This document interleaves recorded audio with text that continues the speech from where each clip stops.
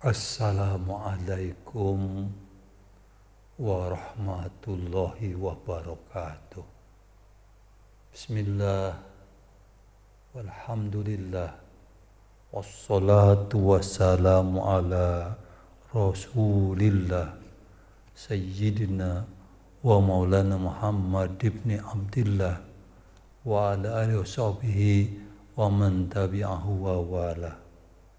Amma ba'du, adik-adik sekalian, siswa-siswi Madrasah Aliyah Al-Falah, Pondok Pesantren Al-Falah. Kita sudah sampai kepada part 3 atau season ketiga. Kali ini kita akan berbicara tentang the distribution of kurban meat. Kalau pada season yang lalu kita sudah berbicara tentang hewan-hewan yang dikurbankan, ya, maka hari ini kita berbicara tentang distribution of the kurban meat, pendistribusian hewan kurban. Mari adik-adik kita kembali awali pengajian kita ini dengan bersama-sama membaca basmalah. Bismillahirrahmanirrahim. Ayo kita konsentrasikan diri kita untuk mengikuti pelajaran. Let us concentrate our mind to the lesson, namely fikih tentang kurban dengan bahasan the distribution of kurban meat, pendistribusian daging kurban. Untuk menghemat waktu, kita langsung saja bicarakan the distribution of kurban meat. Di sini dikatakan one who makes kurban is allowed to eat a portion of the meat of the sacrificial animal as declared by Allah in the Quran. Seseorang katanya yang melakukan kurban, yang membuat kurban, is allowed, diizinkan, dibolehkan to eat a portion of the meat, untuk memakan satu porsi daging of the sacrificial animal, dari hewan yang dijadikan kurban, as declared by Allah in the hadis, sebagaimana dikemukakan, ya, oleh Allah in the Quran, ya, as declared by Allah in the Quran, sebagaimana dikemukakan di dalam Al-Quran oleh Allah Subhanahu wa ta'ala. Katanya, the sacrificial camels we have made for you as among the symbol from Allah. In them is much good for you. Then pronounce the name of Allah over them as they line up for sacrifice. When they are down on their sides after slaughter, eat ye thereof, and feed such as beg not but live in a contentment, and such a beg with due humility. Thus have we made animals subject to you, that you may be grateful. Itu terjemahan dari surat apa? Al-Hajj ayat 36. Jadi kita berbicara tentang pendistribusian dari animal, ya Al-Quran dikatakan pada surat Al-Hajj ayat 36, wal budna ja'alnaha lakum min sya'airillah lakum fiha khairun fazkuru ismallahi alaiha sawafa fa iza wajabat junuba faqulu minha wa'imul qan wal mu'tar kadzalika sakharnaha lakum la'allakum tashkurun. Wal budna ja'alnaha lakum min sya'airillahi lakum fiha khairun fazkuru ismallahi 'alaiha sawaba fa iza wajabat junuba faqulu minha wa'imul qani wal mu'tar kadzalika sakharnaha lakum la'allakum tashkurun.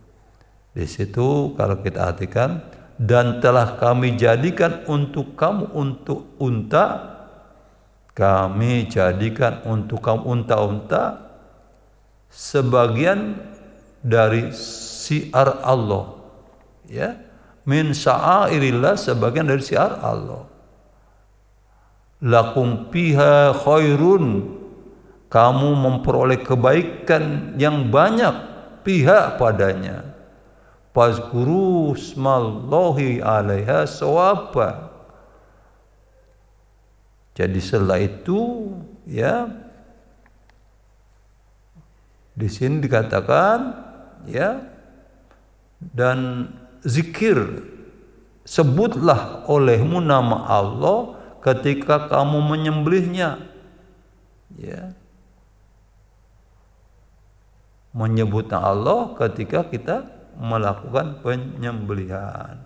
Bismillah, Allahu Akbar, tuh, dalam keadaan berdiri, ya.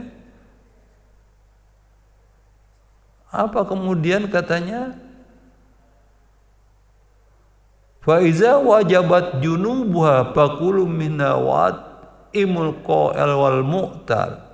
Apabila telah roboh, ya, hewan yang dijadikan kurban itu telah roboh, ya bisa juga telah mati, telah tidak bernapas lagi, maka makanlah sebagiannya dan beri makanan orang-orang yang rela dengan apa yang ada padanya. Jadi orang-orang yang tidak meminta-minta, ya, kan ada orang yang minta daging, ada juga yang tidak minta. Kendati dia ingin sekali, apalagi dia punya kemampuan untuk beli dan lain sebagainya, dia tidak minta-minta, tapi boleh kita bagi. Dan juga orang-orang yang meminta-minta.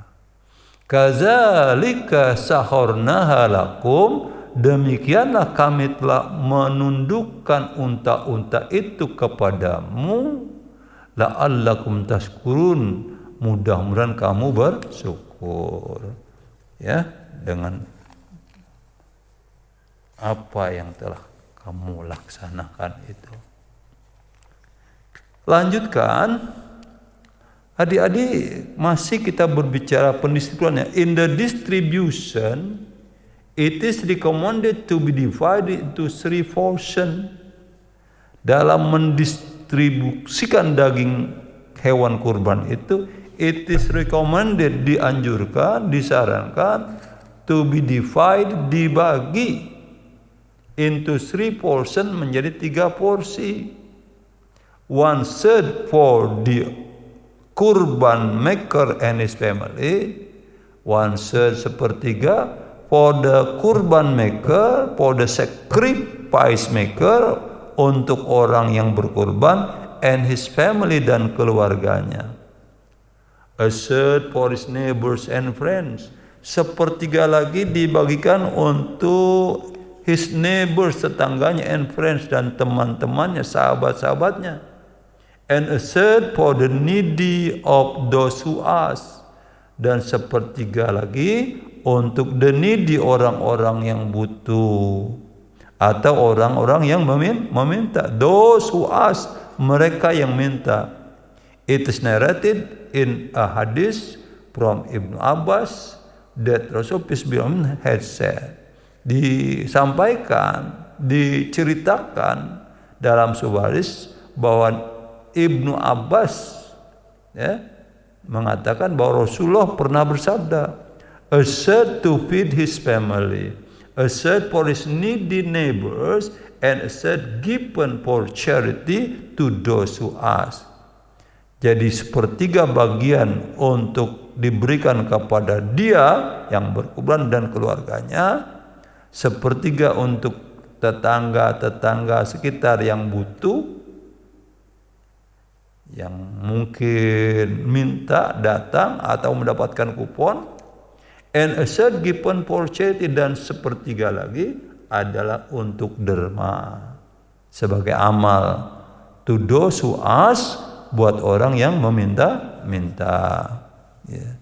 Ada kadang-kadang dalam suasana itu mereka tidak dapat kupon, ya, sehingga datang dan ingin mendapatkan yang mereka termasuk orang-orang yang apa?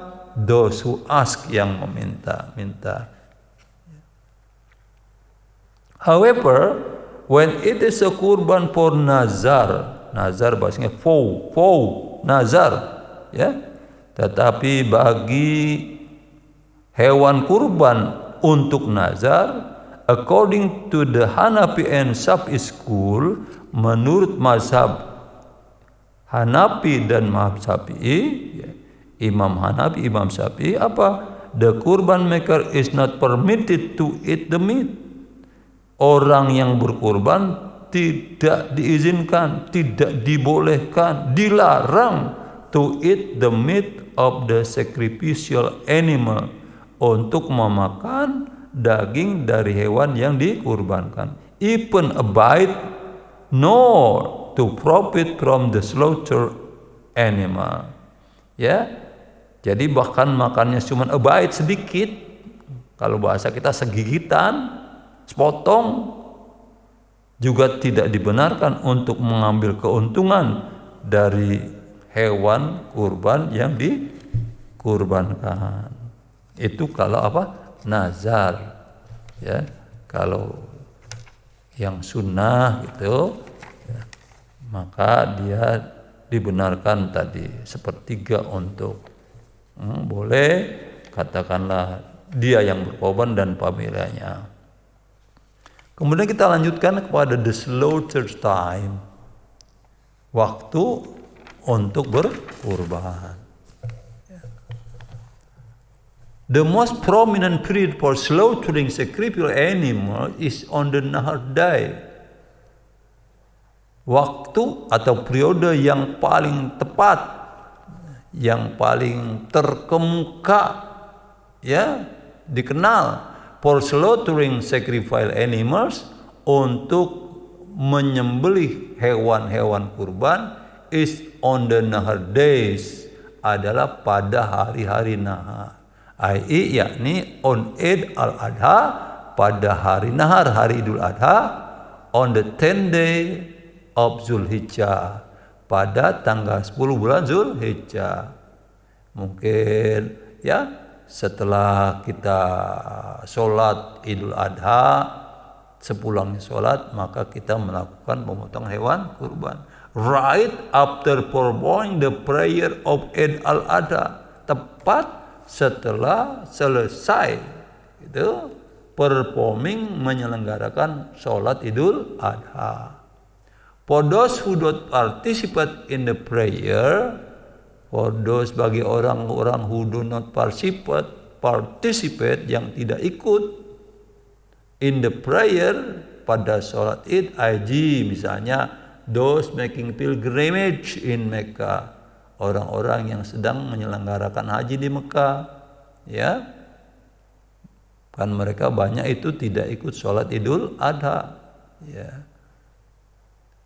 The slaughter can be carried out after the sunrise in the Nahar day. The slaughter, penyembelihan, can be carried out, dapat dilaksanakan, to carry, membawa, carry out, melaksanakan, carry on, ayo teruskan, Jadi di sini kata-kata carry out merupakan two word verbs, kata kerja yang terdiri dari kata carry dan out. Bukan carry out membawa keluar, bukan. Tapi carry membawa, carry out melaksanakan. Ya. The slaughter can be carried out. Ya, penyembelihan dapat dilakukan, can be accomplished, dapat dilaksanakan after the sunrise, setelah matahari in the nahar day, setelah matahari terbit di hari nahar. According to the majority of scholars, including the Hanafis, Malikis, and Hanabils, ya, jadi according to the majority of scholars, menurut mayoritas ulama, menurut jumhur, including termasuk the Hanafis, Imam Hanafi, Malikis, Imam Malik, and Hambalis, Imam Hambali, the slaughter time is in 3 days. The slaughter time, waktu untuk menyelenggarakan pemotongan hewan 3 days, 3 hari. Kapan tuh? That is, yakni on the nahar day, pada hari nahar tanggal 10, and 2 tasrik day, 2 hari tasrik. That ends at the sunset, yang berakhir saat matahari terbenam. Itu menurut siapa? Imam Hanafi, Imam Maliki, dan Imam Hambali. The latter opinion argues that Umar, may Allah be pleased with him, Ali, may Allah be pleased with him, Abu Hurairah, may Allah be pleased with him, Anas, may Allah be pleased with him, Ibnu Abbas, and Umar, may Allah be pleased with them, had told that slaughter time is in 3 days. Ya. Jadi berbeda dengan mazhab siapa? Mazhab Syafi'i. Kalau kita berapa hari? Berapa hari? 4 hari. Jadi menurut mazhab Syafi'i 4 hari, dari mulai hari nahar, kemudian hari tasrik 1, kedua, dan ketiga, jadi 4 hari. Sedangkan tadi, ya, menurut Imam Hanafi, Malik, dan Hambali 3 hari. Ya.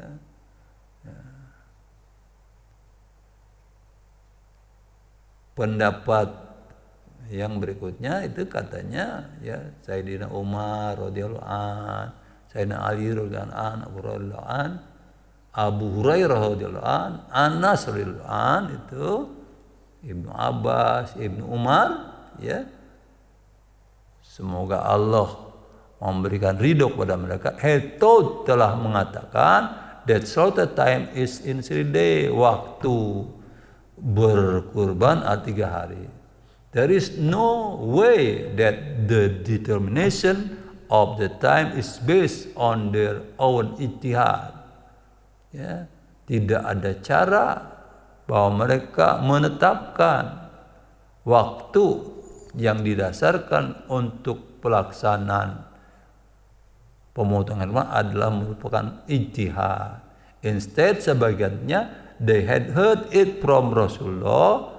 Mereka telah mendengar dari Rasulullah SAW.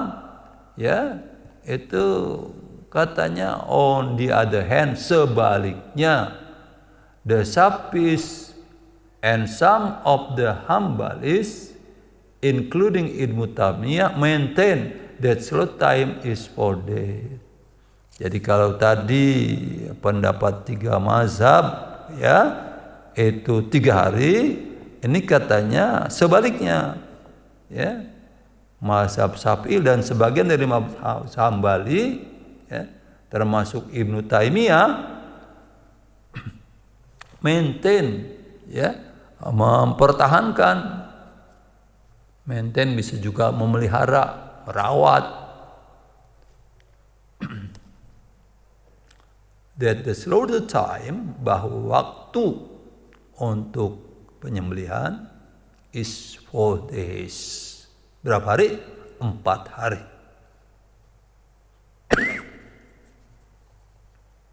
On the Eid al-Adha, pada hari Adha, and 3 Tasrik day, 3 hari Tasrik. The end of Tasrik day is indicated by sunset. akhir dari hari tasyrik itu ya ditandai dengan sunset, terbenamnya matahari.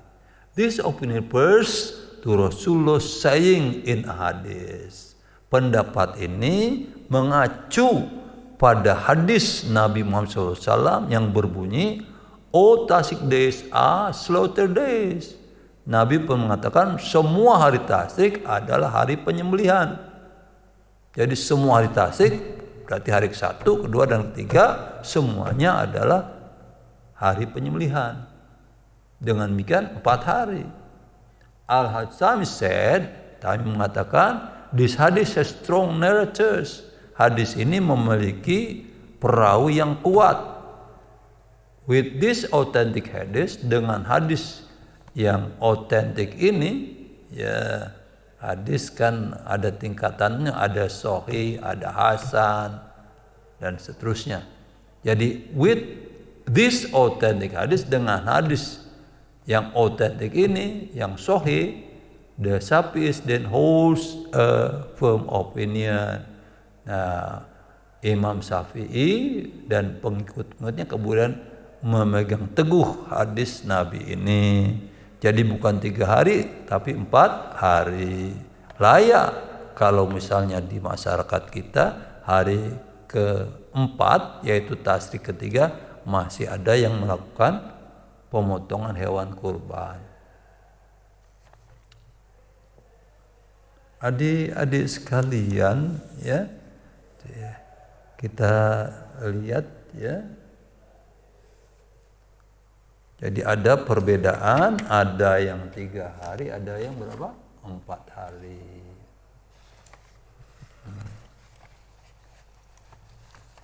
Ya, dikatakan itu waktu zabhil udhiyati min ba'di sholatil id yauman nahri ila akhir ayyamit tasyrik. Ya, waktu penyembelihan hewan dari mulai selesai sholat id, ya, sampai dengan hari nahar yang hari tasyrik yang terakhir, ya. Ila akhiri ayyamit tasyrik, dari waktu id, waktu nahar, sampai dengan hari ke-3 tasyrik. Jadi yaumul idi wa salasatu ayyamin ba'dahu, 1 hari yaitu hari id dan 3 hari sesudahnya.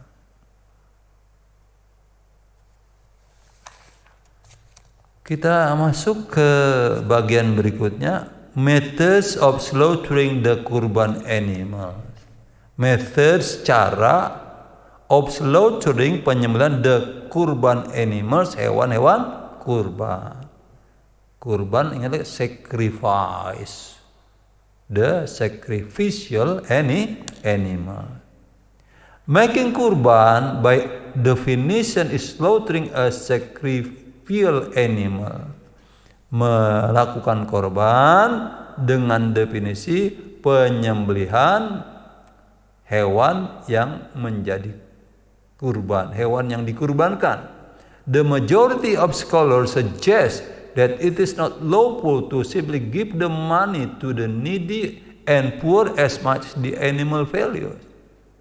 Jadi mayoritas ulama, jumhur ulama itu ya mengatakan bahwa tidaklah sah ya dengan semata-mata memberikan uang kepada orang yang membutuhkan atau kepada orang miskin sebanyak harga dari hewan.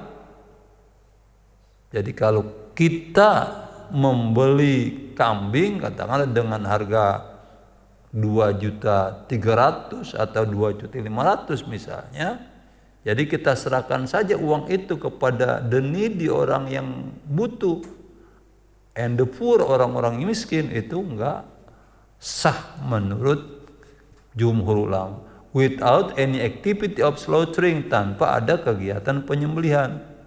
Jadi kalau kita beli kambing pada panitia, kemudian kambing itu kita serahkan kepada panitia menyembelihnya, apalagi kita yang melihat atau kita saksikan, itu baru dikatakan kurban.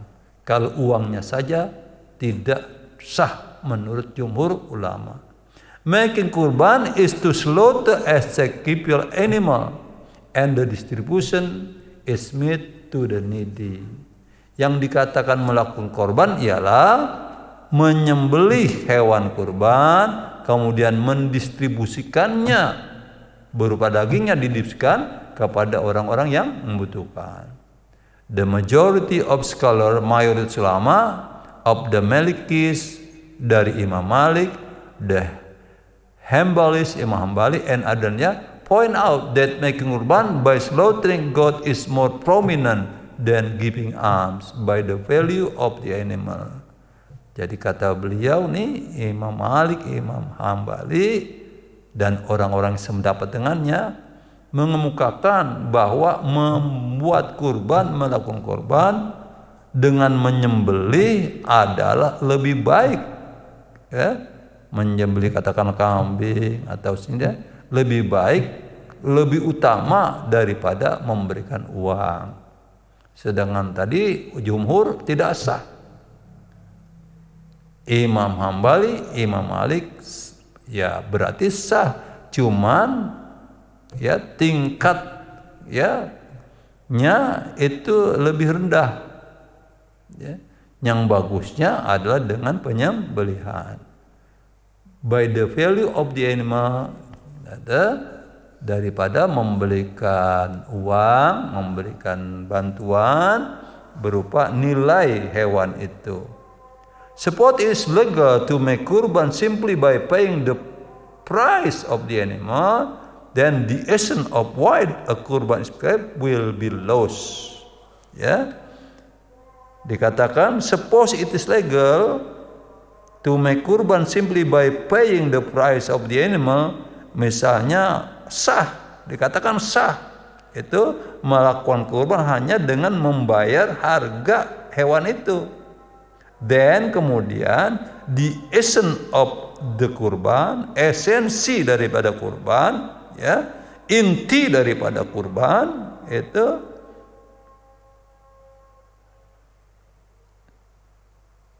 the essence of why the kurban is prescribed. Jadi esensi daripada diwajibkan kurban will be lost, akan hilang. As for a person who makes kurban, sebagai orang yang melakukan kurban by allowing the animal to be slaughtered in another place, dengan mengizinkan hewannya itu dikurbankan di tempat lain, it is simply a technical matter. Itu hanyalah masalah teknis. That is perfectly legitimate. Ya, itu dikatakan sah secara sempurna. Jadi boleh kita berkurban bukan di tempat tinggal kita bawa ke tempat lain. Bahkan ya kalau di tempat kita itu ya Allah extraordinary, luar biasa tuh kalau kampung kita. Satu masjid itu ada yang sapinya 10, 11 dengan kerbau, kemudian hewannya sampai 50-an. Bahkan musala-musala kita ada yang sampai sapinya 9, 7, 8, ya. Kerbaunya, kemudian kambingnya yang banyak. Artinya kalau memang dilakukan hanya terbatas di musola, mungkin ya boleh dikatakan mereka masing-masing mendapat bagian yang banyak. Jadi kalau misalnya diberikan tempat lain katanya sah dan sempurna. If unable to slaughter the sacrificed animal, kalau misalnya kita yang berkorban tidak mampu untuk ya menyembelih hewan kurban, the kurban maker is strongly recommended to witness the slaughter. Orang yang buat korban sangat dianjurkan untuk menyaksikan saat pemotongan. Jadi adik-adik, kalau kamu berkurban, ya, kamu tak mampu memotong sendiri, ya, atau mungkin karena sesuatu hal nggak bisa motong, boleh dipercayakan kepada panitia. This is line in line with hadis, ini sejalan dengan hadis by Ibnu Abbas, oleh Ibnu Abbas. Apa katanya? Be present at the time of slaughter. Hadirlah pada saat pemotongan. Since Allah will forgive you from the moment the blood is shed. Karena sin ada kadang-kadang sejak, kadang-kadang karena Since karena Allah will forgive you, Allah memaafkan kamu from the moment, sejak saat the blood is shed, darah itu menetes, darah itu mengucur. When a Muslim is about to slaughter execute animal, ketika seorang Muslim akan menyembelih hewan yang akan disembelih, yang akan dikurbankan, he is to read, dia harus membaca apa? Bismillah wallahu akbar. Jadi seseorang Muslim is about to, itu kata-kata is about akan, Jadi am about to, is about to, are about to, akan. Kita mengenal untuk akan ada is going to, ada will, ada shall, ada juga apa? About diikuti to. When a Muslim is about to slaughter execute animal, ketika atau apabila seorang Muslim akan menyembelih hewan kurban, he is to read, dia harus membaca. Tuh, is to harus. Jadi ada must, ada ought to, is to, am to, are to, itu semua harus artinya. Harus apa? Baca Bismillah wallahu akbar. Oh Allah, this is the kurban of so and so. Ini adalah hewan kurban. Siapa namanya? Mention the name of the kurban maker. Jadi disebut nama orang yang memberi kurban. Seperti kita lah di panitia masjid musola kan disebutin tuh, Ini al-korban dari Siano, kita lanjutkan korban dari Siano dan sebagainya. As performed by Rasulullah, peace be upon him, sebagaimana dilakukan oleh Nabi sallallahu alaihi wasallam. Jadi Bismillah Allahu Akbar. Oh Allah, this kurban is from me and those who have not made kurban among my people. Di dalam hadis yang diriwayatkan Abu Daud dan Tirmizi katanya Nabi berkurban dengan baca Bismillah Allahu Akbar. Ya Allah, this kurban is from me. Kurban ini adalah kurban untuk saya. And those who have not made kurban, dan untuk orang-orang yang belum berkorban, yang tidak among my people, di kalangan my people, umat saya. Jadi Nabi kan berkorban 2 kabsyain itu. Jadi satu untuk beliau dan keluarga, satu lagi bahkan untuk umat. Jadi kalau pada dasarnya bisa itu untuk 1 ekor kambing buat dia dan keluarganya. Tetapi di masyarakat kita memang sudah terbiasa 1 ekor kambing untuk 1 orang, 1 ekor sapi, kerbau, dan unta untuk 7 orang. Seperti halnya pada waktu kita berbicara akikah. More words can be added as told Fatimah. More words, ada kata-kata lagi can be added, dapat ditambahkan. As Rasulullah peace be upon him, sebagai Rasulullah told Fatimah, menceritakan kepada Fatimah. Apa katanya? Oh Fatimah, rise and witness the slaughter of your sacrificial animal. Jadi Rasul memerintahkan kepada Fatimah, rise and witness, untuk menyaksikan, datang saksikan, penyembelihan your sacrificial animal, hewan kurban kamu. Since karena every drop of its blood, setiap tetesan darahnya will cause you to be forgiven, akan menyebabkan kamu diampuni. For every sin, atas setiap dosa you have committed, yang telah kamu lakukan. And say, dan katakan, truly my prayer and my service of sacrifice my life and my death are all for Allah, the cherisher of the world. No father had he. This am I committed, and I am the first of those who bow to his will. Itu sering kita ucapkan sebagai janji kita, deklarasi dan pernyataan kita kepada Allah pada waktu sholat.